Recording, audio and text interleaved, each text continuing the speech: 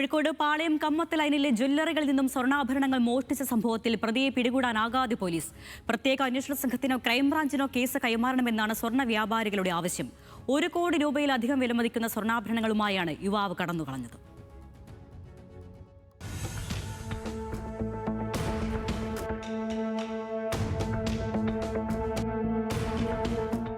ഇക്കഴിഞ്ഞ ജൂലൈ 27-നാണ് കേസിനാസ്പദമായ സംഭവം.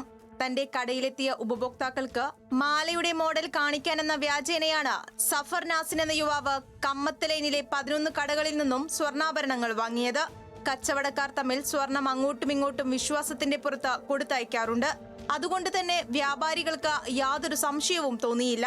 1.40 കോടി രൂപ വില വരുന്ന 948 ഗ്രാം സ്വർണം കൈക്കലാക്കിയ പ്രതി കടന്നുകളയുകയായിരുന്നു.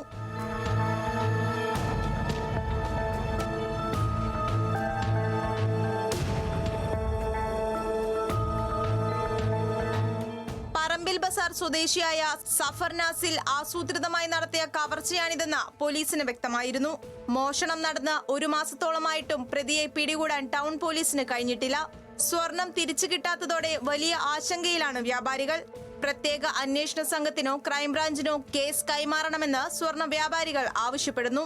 ഏകദേശം 26 ദിവസമായി കമ്മത്ത് ലൈനിൽ നമ്മളൊക്കെ അറിയുന്ന ഈ തട്ടിപ്പ് നടന്നിട്ട് ഒരു സാധാരണക്കാരനായ നമ്മളോടൊപ്പമുള്ള ഒരു കച്ചവടക്കാരനാണ് ഇത്തരം രീതിയിലുള്ള ഒരു വലിയ തട്ടിപ്പ് നടത്തിയിട്ട് ഇവിടുന്ന് മുങ്ങിയിരിക്കുന്നത്.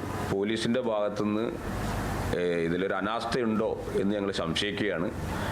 കഴിയുന്നില്ലെങ്കിൽ ഇപ്പോൾ നടത്തുന്ന ഈ അന്വേഷണ സംഘത്തിന് ഈ കേസിൽ തുമ്പുണ്ടാക്കാൻ കഴിയുന്നില്ലെങ്കിൽ ഇവർ കേസ് ക്രൈംബ്രാഞ്ചിനെയോ, നമുക്കറിയാം 1.5 കോടിയിലധികം രൂപ ഇപ്പോൾ ഈ നഷ്ടപ്പെട്ട സ്വർണത്തിനുണ്ട്.